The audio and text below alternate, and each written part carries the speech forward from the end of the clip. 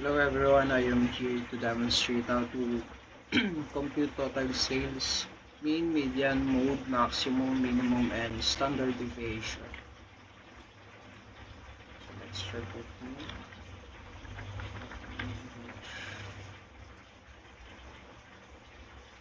Select this.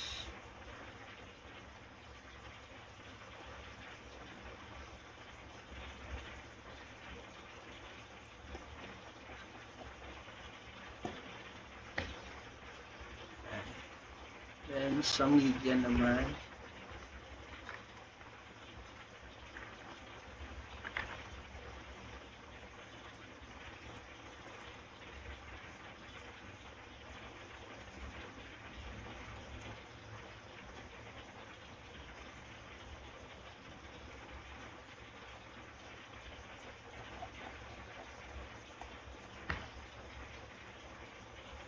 sa mode.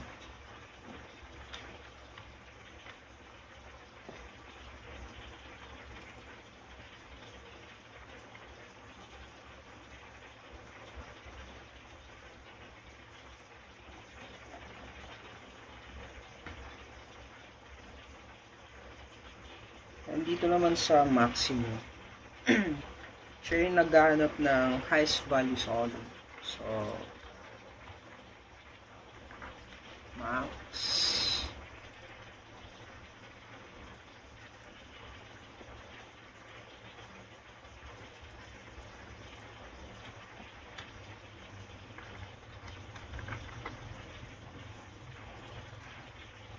select this.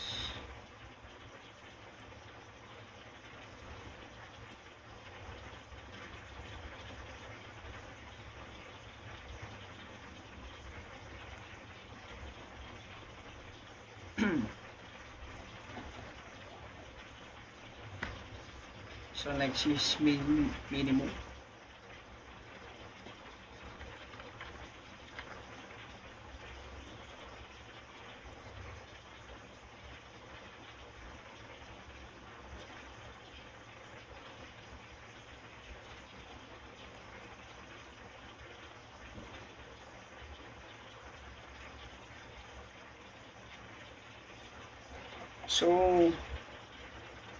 So minimum is the one that finds the lowest value in the column. And let's proceed to standard deviation. So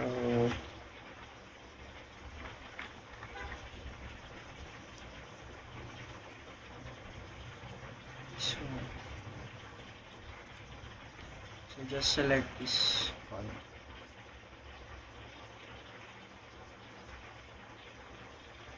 So what does standard deviation do? It measures how spread out the values are. That's it. Hello everyone, I am here to demonstrate how to create the following charts. Bar chart, line chart, and pie chart. So first, you select the data, just Control A, select all the data, then go to Insert, Pivot Table, then Existing Worksheet, then press to any empty Excel, and then choose Product, then Total Sales, then go to Insert, and dito sa Buy Chart, choose this one. You also can choose which style you want. So let's just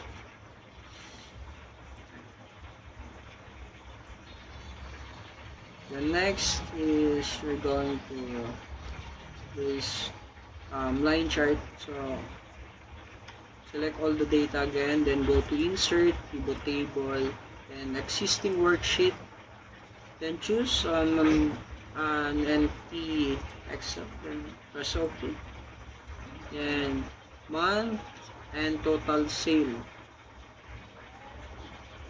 And punta ulit sa insert, choose the line chart.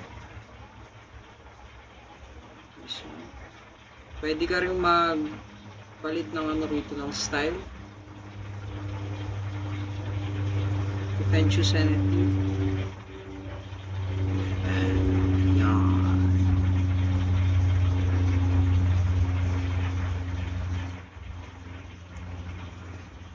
So next is ganun lang ulit. Control A, select all the data, go to insert, pivot table, and existing worksheet.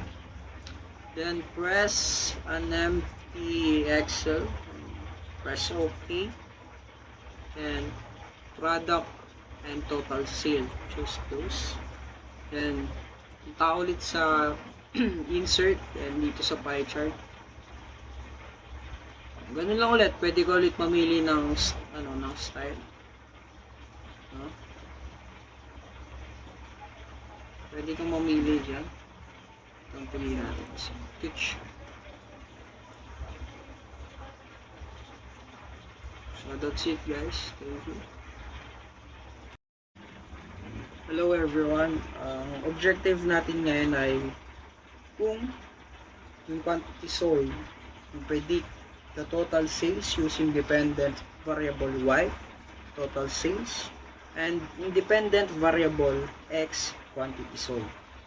So una, kailangan i-run yung regression. So punta ka sa tab dito sa data, and dito sa data analysis, and hanapin mo yung regression. Yan, okay. So yung y natin is yung total sales. So select natin tong total sale. And dito sa 101. And dito naman sa independent natin is yung x is yung quantity sold. So select lang natin tong quantity sold.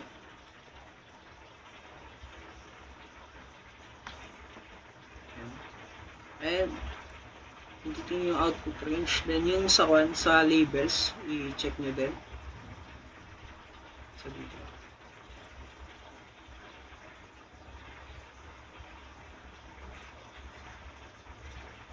Then click OK. So yan, meron na. Ang gagawin na natin ngayon is lalagyan na natin siya ng scatter path with trend line. So ang kailangan muna natin gawin is select natin yung dalawang column, which is yung quantity sold and yung total sales. So select natin lahat.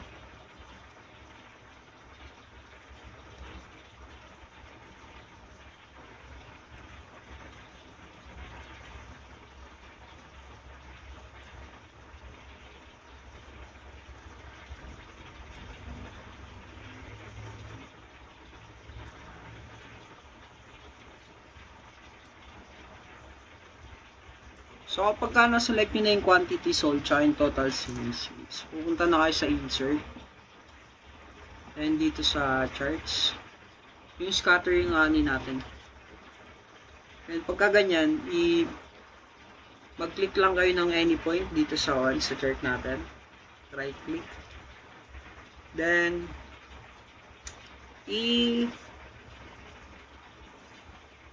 hanapin natin yung